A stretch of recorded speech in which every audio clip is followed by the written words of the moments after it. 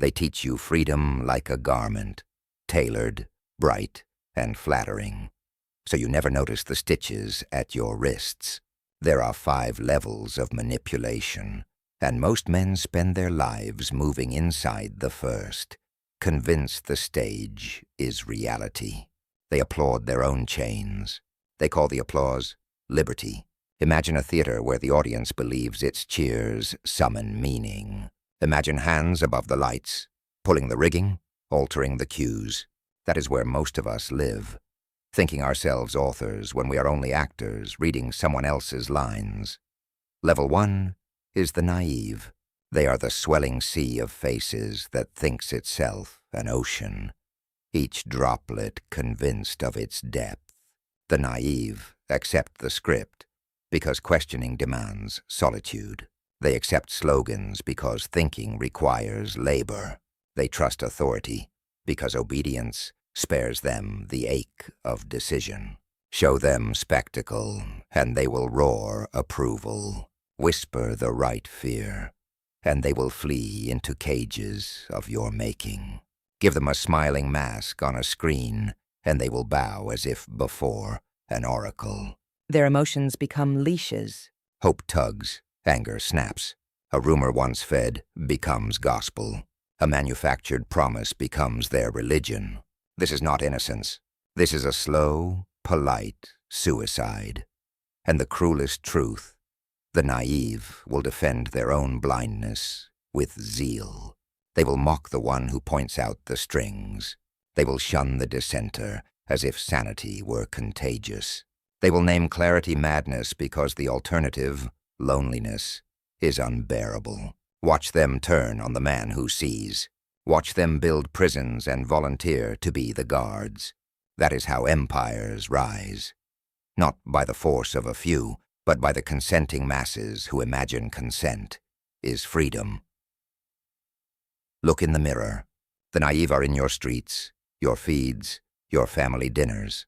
They may sit at your table. Every time you swallowed the story that fit, every time you loved the image more than the truth, you gave them a seed.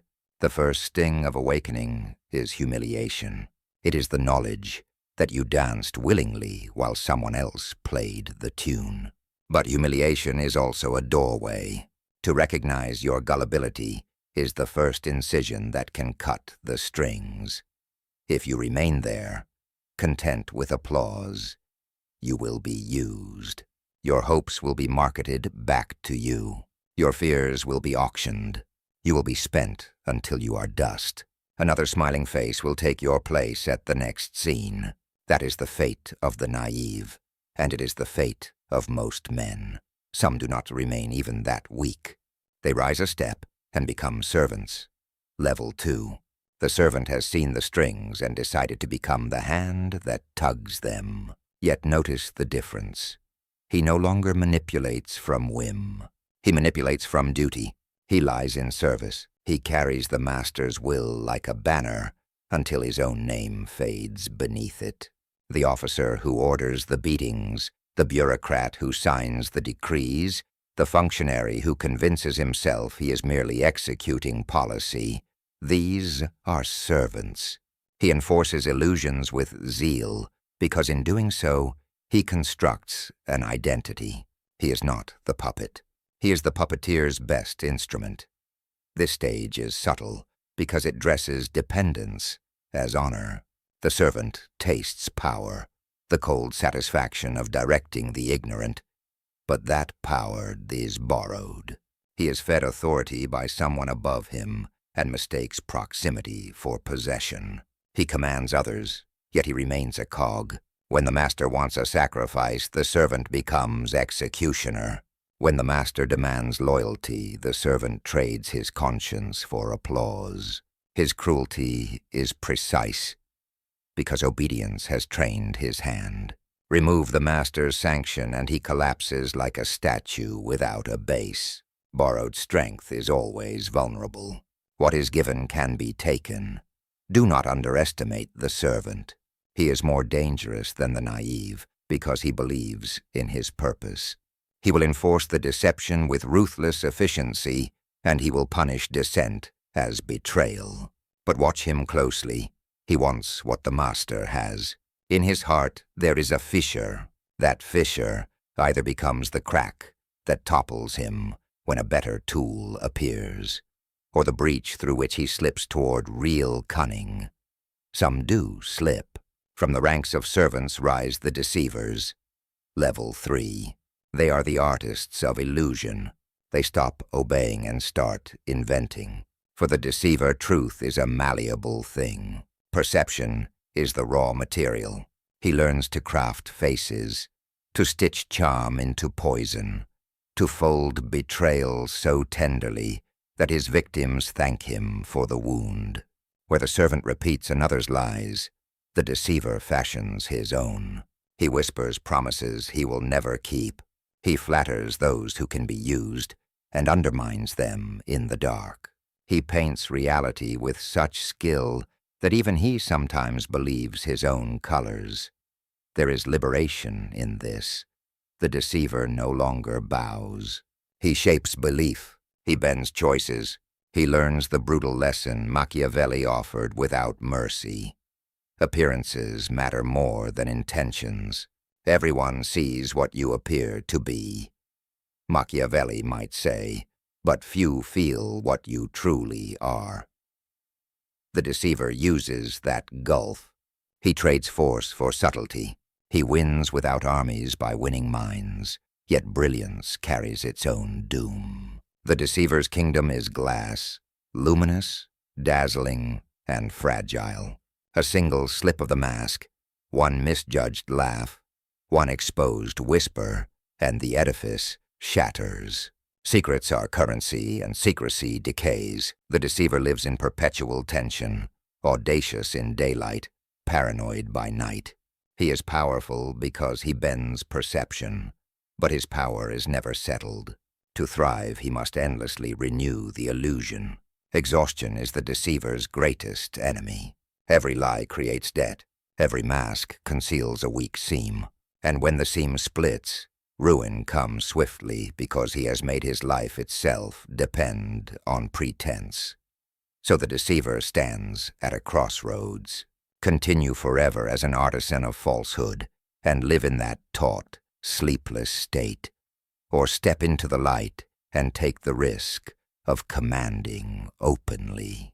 It is a fiercer shift, from whisper to proclamation, from secret strings to public decrees. Few make it without becoming colder, harder. Those who do become dominators. Level 4. Here manipulation is blunt and undeniable. The dominator does not need charm or craft. He needs instruments of reality, laws, armies, titles, wealth. He declares, the world bends. He reshapes truth by proclamation. He names guilt, and the courts obey. He calls war and men march. This is the power people imagine when they think of kings and conquerors. Visible, terrifying, effective. But visibility breeds exposure. The dominator's face is everywhere. His enemies are easy to find. The more he commands, the more he accumulates hatred. Fear breeds conspiracy in silence. Every decree tightens ropes that others will one day use. The dominator may feel like a god because his gestures change destinies, but he also lives with blades glinting behind every smile. History's greatest dominators met the same end: betrayal from those once closest, revolts from the masses whose backs were broken, the blade that ends the show. And yet the dominator is intoxicated by the sensation of raw impact. To change law, to redirect armies, to make a single word alter countless lives. That thrill is addictive. Many would keep the throne even knowing the gallows waits. The dominator prefers the risk of assassination to the erosion of obscurity. He values the crown more than the calm of anonymity. But there is a form of power that strips both the risk and the adulation and transmutes them into a far colder insurance. Invisibility. Level 5 belongs to the shadow puppeteer. He does not seek thrones because he builds them for others. He does not crave titles because titles are targets. He does not stand in light because light draws arrows. His art is composition, institutions, myths, economies, the slow architecture of consent. He engineers systems so that the world, by its own motions, does what he intends. He crafts truths so complete that enforcement becomes unnecessary. Imagine a current so well steered that ships bend to it without knowing why. That is his work. While kings parade and deceivers spin webs, the shadow puppeteer melts himself into the mechanism. He whispers to financiers, he places advisors, he seeds ideas that bloom into culture. Revolutions that seem spontaneous were often years in the making. Planted gardens of dissent grown from seeds he planted while men slept. Dynasties crumbled, and the men remembered as architects were mere faces. The real hands remained untarnished in the dark. This is the most enduring dominion because it is untraceable. No one names the author of the world's habits. No one signs the ledger of a civilization's assumptions. The shadow puppeteer's triumph is anonymity. His glory is silence. He loses the taste of applause but gains something far rarer: permanence. When crowns fall, when tyrants die, when deceivers are exposed, his systems persist. He is the invisible grammar of power, yet it demands atrocity of a different kind, the surrender of self. To become the shadow puppeteer, you must hollow yourself of vanity. You must accept the death of recognition. You must prefer the work to the reward. Most cannot stand the absence of applause. They live for the shine of being seen. The shadow puppeteer would never trade his silence for a single cheer. His pleasure is the long arc of outcomes, the slow certainty of influence that spans generations. And so the 5 levels present choices, not merely ranks. Remain naive and be comfortable in your small, sweet ignorance. Serve and be feared by those below while chained by those above. Deceive and feel the liquor of control, but live always at the brink of exposure. Dominate and rule openly, embracing a kingdom of visible danger. Or vanish and build permanence beyond sight, sacrificing face for immortality. Power is not moral. It is structural. It rewards patience, concealment, ruthlessness, and the capacity to bear solitude. It punishes softness, the slave to applause, the man who needs to be liked, the actor who mistook his mask for skin. The highest sovereignty requires a brutality few will stomach, the discipline to let others wear your victories, the cruelty to remove yourself from admiration, the patience to set slow stones while the world races for instant glory. Ask yourself, now, where you are. Do you still cheer because the crowd applauds? Do you enforce a lie because someone once told you duty was the highest virtue? Do you hide behind crafted faces, terrified of being seen? Do you relish the taste of a law you can bend with a word? Or are you willing to dissolve into the hidden lines that make history, to renounce recognition for a power that outlives monuments? There is no nobility in merely rising. There is only consequence. To climb is to change what you must become. A man who wants to be a shadow must stop craving sunlight. A man who wants to dominate must accept that envy, murder, and betrayal will be his constant companions. A deceiver must learn the cost of every practiced smile. A servant must confront the lie, that proximity equals possession. The naive must taste the humbling sting of truth. If you have listened this far, it means part of you resists the comfort of the crowd. The itch you feel, that dissatisfaction, that private recoil from easy answers, is the first honest sign you might ascend. But listen closer.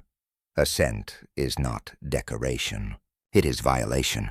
It forces you to break what you once were and build something colder, more precise. It asks you to choose what you will let die.